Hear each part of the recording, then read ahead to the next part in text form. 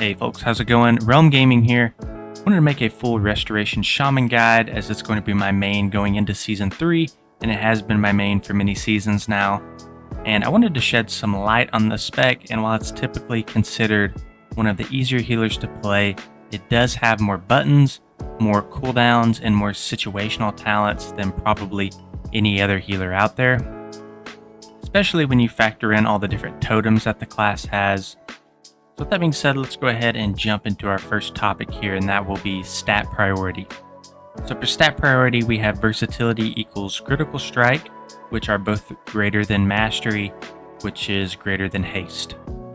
So this is a bit of an interesting one because we have two stats with an equal priority, and normally that's pretty rare to see among classes. So critical strike in our case is strong because it synergizes with other talents such as Resurgence, Tidal Waves, Nature's Fury, and even Ancestral Awakening. Now, versatility is also very strong because it's a direct throughput increase that also reduces damage taken. And it improves nearly all of our abilities, but it doesn't scale as well as Critical Strike for pure throughput, but that's kind of balanced out by its damage reduction component and better DPS scaling than Critical Strike, making them roughly equal. And then one other thing to discuss here is our mastery. Our mastery is called Deep Healing, and basically the way it works is the less health that your target has, the more healing you'll do to them. So this is very fun to play around, especially when you pair it with Critical Strike, because you can take targets from 10% health to 100% health in one single heal because they kind of work together. So we'll quickly review our tier set, and then later on in the video it'll become more apparent on how we can use our abilities to get the most out of this set bonus. However, for a very high level overview, our tier bonus works by tagging our targets with Tidal Reservoir throughout our basic rotation, and then spreading Riptides to help further heal those targets. So one thing that makes Restoration Shaman unique is their shields. So we have two main shields that we kind of weave into our rotation, and that's going to be Water Shield and Earth Shield. So Water Shield acts as a mana regen buff, and it'll proc whenever you take damage, and it also has some passive mana regen on it. And then we also have Earth Shield, which is going to act in a similar fashion, but it's mainly geared towards healing and damage reduction. So you're just going to want to ensure that you have a Water Shield on yourself at all times, and you have Earth Shield on the tank at all times. One thing to note, there is a talent called Elemental Orbit that you can take that also allows you to put Earth Shield on yourself as well. So I highly recommend getting that talent for pretty much all content, and that will increase the healing on yourself as well. Alright, now getting a bit more into our core abilities, and I'll cover these three all together. We have Healing Wave, Healing Surge, and Chain Heal. So Healing Surge will be your quick and powerful heal on a single target. Healing Wave will be a slow, powerful, and mana efficient heal, which as opposed to Healing Surge is not mana efficient, but you will be using it a lot in your rotation. And then we also have Chain Heal, which will work as your group AoE heal. We also have Healing Stream Totem for a consistent passive healing. And Healing Stream Totem is a totem you have to talent into, and basically you just drop it and it does passive healing. This is going to last for 15 seconds, and you actually can talent into this again on the Shaman tree for 2 charges of Healing Stream Totem. So technically you can always have a Healing Stream Totem down and ticking. Now there's also an option for Cloudburst Totem on the right hand side of the tree, and it works a bit better for burst healing scenarios, so that might be something you want to play around with as well. So basically the way Cloudburst Totem works is you drop the totem and it soaks up all the healing that you're doing, and you can reactivate it later in your rotation to burst all of that healing back out onto your party. But there's a catch, it's only at 20% effectiveness, and it's also divided evenly among all of your targets. Okay, now let's discuss Riptide a bit. Riptide is going to work as a heal over time effect, and it synergizes the season with our tier set. So basically the way to use this ability is to weave it in out of your rotation for Tidal Wave procs. So what Tidal Waves is a restoration talent, and when it procs, you'll get 2 stacks that will reduce the cast time of Healing Wave or Chain Healing by 20%, or it'll increase the crit chance of your next Healing Surge by 30%. So for a very basic rotation, you'll just Riptide, and then you will use a combination of Healing Surge, Chain Heal, or Healing Wave twice. And you will just kind of continue that rotation over and over, weaving those Riptides in for those Tidal Wave procs. That kind of segues into another important ability, and that's going to be Tidebringer. So Tidebringer is going to reduce the cast time of your Chain Heal by 50%, and it's going to increase its jump distance by 100%. So typically, you'll want to use Chain Heal during your Tidebringer procs for the quick Chain Heals. So what this is going to do is it's going to turn Chain Heal into an extremely quick and efficient heal for us to use. So you're getting the 50% reduction from Tidebringer, and then you're also getting the 20% reduction from Tidal Waves. So with these two paired up, you can actually get Chain Heals out in under 1 second. So the catch to all of this is that Tidebringer comes in 2 stacks, and you only get a new stack every 8 seconds. So I recommend having a WeakAuras to just track and manage these 2 stacks, and typically chain healing within Tidebringer procs. And then we also have another very important talent here called High Tide, which stems from the Tidebringer talent. So High Tide procs after spending 100,000 mana, and it makes your chain heal hit 2 additional targets, and also heal for 10% more, and the heal doesn't reduce with each jump. So as you can see, when you have both High Tide and Tidebringer up, you have a few very potent heals that you can use in your group. So just try to ensure that you're not wasting High Tide procs. Up next, we have Healing Rain, and it's just simply an AoE heal that we put on the ground, and it's going to be efficient for typically a melee group scenario. I also recommend picking up the Acid Rain talent, which will help us damage all enemies inside of your Healing Rain for a ticking nature damage.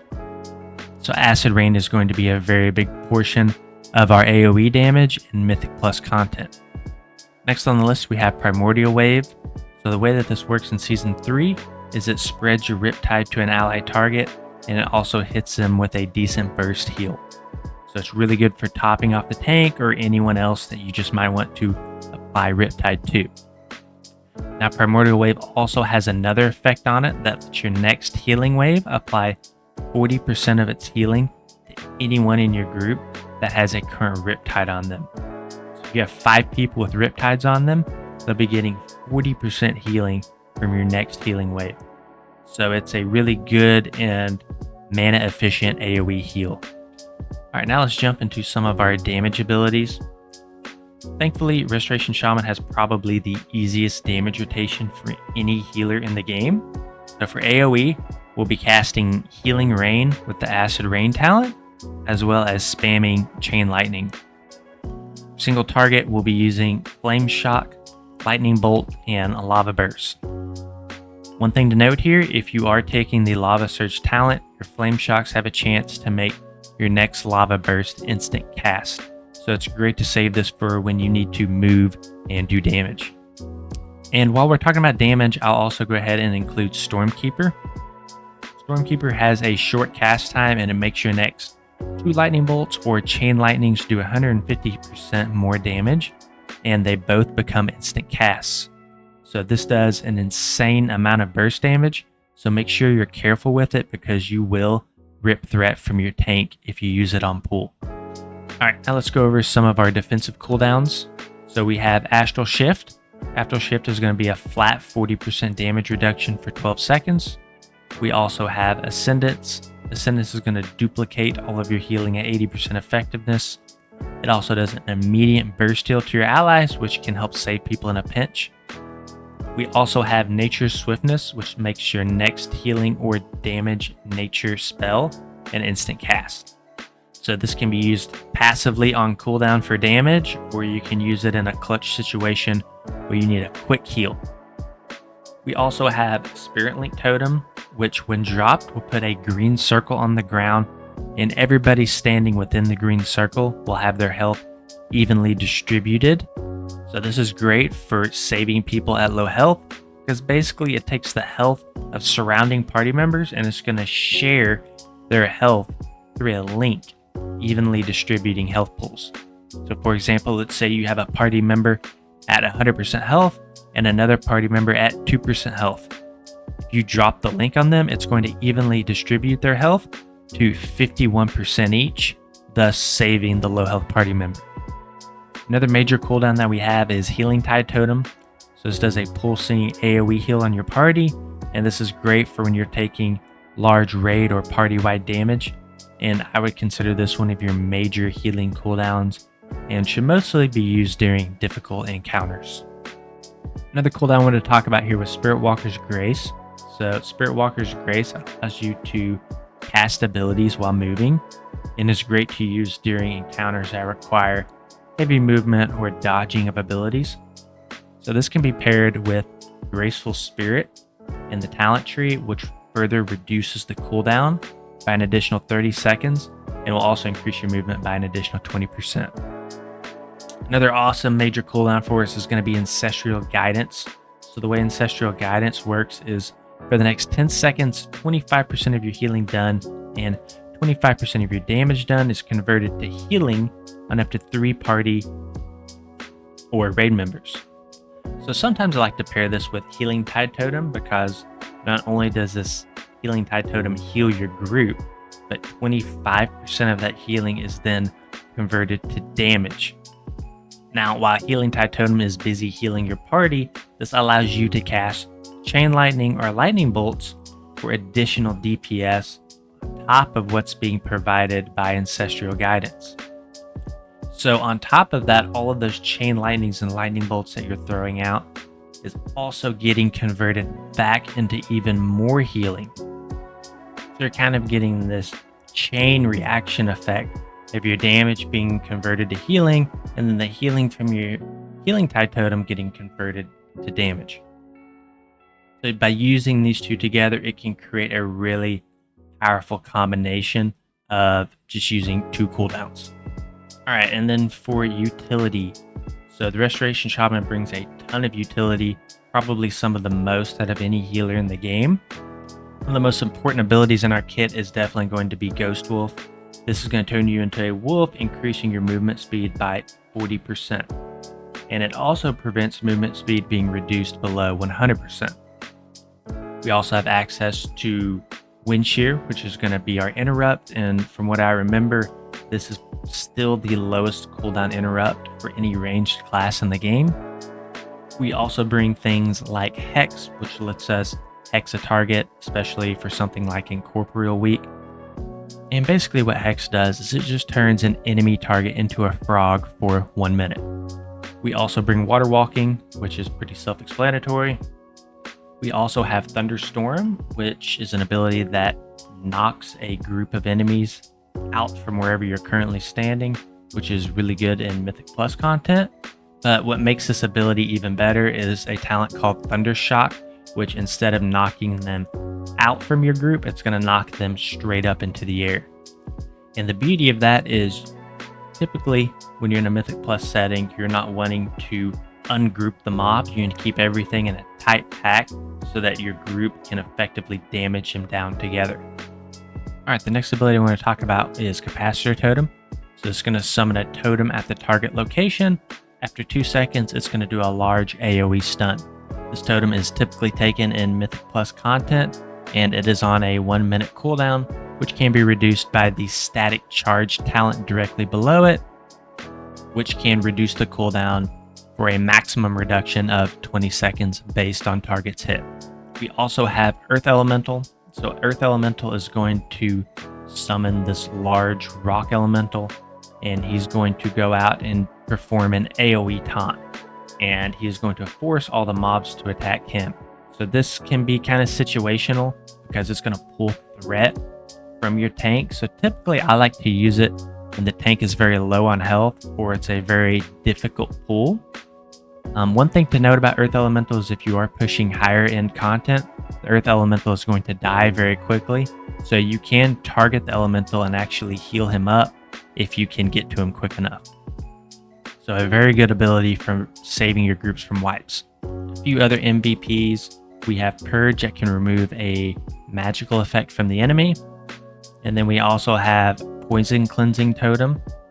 This is really good on afflicted weeks because you can drop a Poison Cleansing Totem and it can actually take out 2 afflicted mobs at the exact same time.